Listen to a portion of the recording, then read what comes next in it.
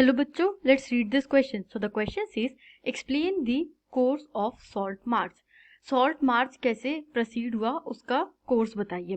Let's see the key concept. So the key concept is salt tax. अब जो British government होती है वो एक टैक्स इंट्रोड्यूस कर देती है सॉल्ट के ऊपर और अपनी मोनोपोली क्लेम करने लगती है. मोनोपोली मतलब कि एक ही पर्सन सॉल्ट प्रोड्यूस कर सकता है and that is British government, that is Britishers. तो इस तरीके से वो एक मोनोपोली क्लेम करते हैं सॉल्ट के ऊपर और अगर उसके अलावा कोई प्रोड्यूस करता है तो एक हेफ्टी टैक्स देना पड़ता है. इस तरीके से वो एक सॉल्ट टैक्स इंट्रोड्यूस कर देते हैं. इस टैक्स को ब्रेक करने के लिए या इस सॉल्ट लॉ को कह लीजिए, इस लॉ को ब्रेक करने के लिए गांधी जी ने सॉल्ट मार्च किया था. Let's see our pointers.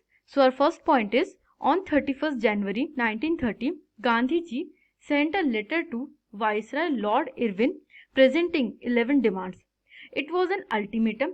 If the demands were not fulfilled by 11 March, the Congress would launch a civil disobedience campaign.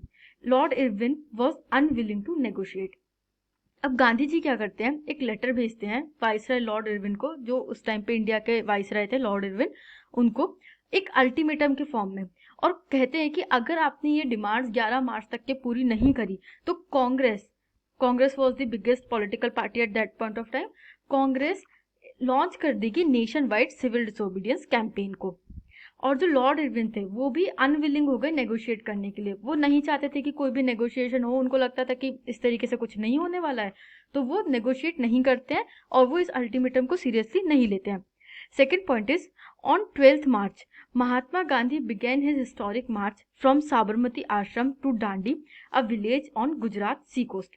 अब 11 मार्च तक के यहाँ पर डेडलाइन दी थी बट लॉर्ड इरविन नहीं फुलफिल करते वो डिमांड्स को, तो 12 मार्च को महात्मा गांधी अपना हिस्टोरिक मार्च करते हैं क्योंकि वो मार्च ऑन फुट था and it is said to be the longest march. वो हिस्टोरिक मार्च करते हैं फ्रॉम साबरमती आश्रम, जो उनका आश्रम था गुजरात में, वहां से डांडी तक के. Dandi is a village on Gujarat sea coast. वहां पहुंच करके he was accompanied by 78 of his trusted volunteers as Gandhi ji advanced other parties joint. सबसे पहले तो वो 78 वॉलंटियर्स के साथ निकलते हैं और जैसे ही वो आगे बढ़ते हैं कुछ और भी पार्टीज ज्वाइन कर लेती हैं. On the morning of 6th April Gandhi ji violated the salt laws by picking up some salt from sea water. Gandhi ji campaign against the salt law was a signal to disobey the government laws. अब civil disobedience का मतलब क्या था कि हम disobey करेंगे government के loss को.